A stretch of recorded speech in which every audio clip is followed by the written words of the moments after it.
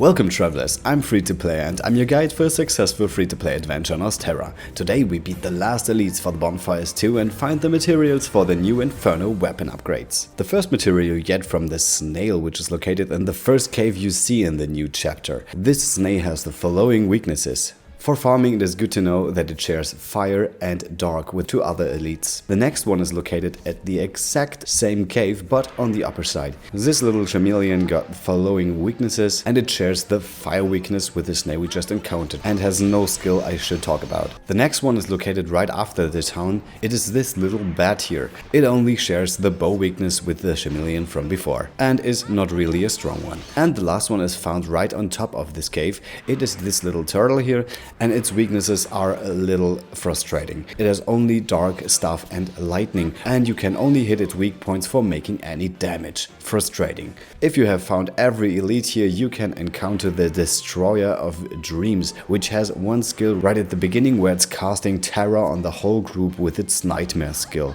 You have fought more difficult opponents, but that one can be a lot of trouble if you are not prepared for that.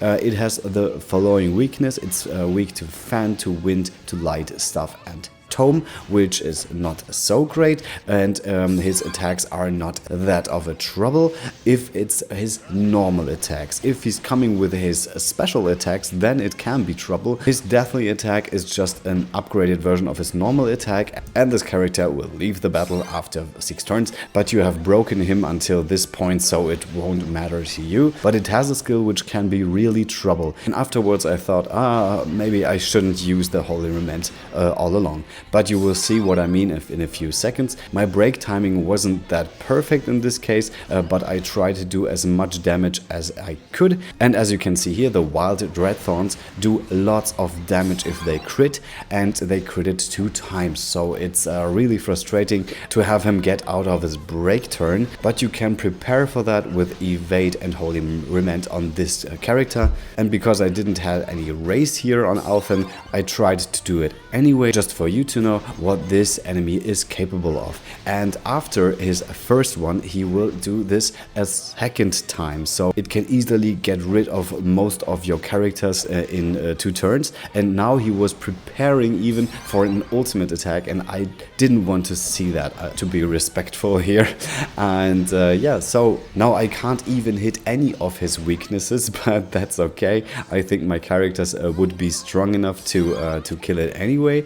But this enemy has really lots of HP. I wasn't prepared for that. So after coming out of the break again, he did the same attack again, but after that he just used one single attack, and that was a bit surprising. So maybe it is just random what skill he is using, and this is good to know. If you use the Evade and Holy Remand strategy, then sometimes you can spare a few of your evades, and this is a good thing. So just a little bit of a strategy would be a good thing here to get rid of this enemy fast if you want to farm him, because with the legendary ashes to mount, you can now craft the golden equipment at Kotas now. And like the first time, if you have beaten every elite on the Bonfires, an incredibly terrifying force is about to be unleashed, and this one, maybe I am able to defeat this enemy and give you the directions how you're able to do this too. And if you'd like this channel to class up, I really appreciate a subscription and thumbs up. See you next time, you're free to play.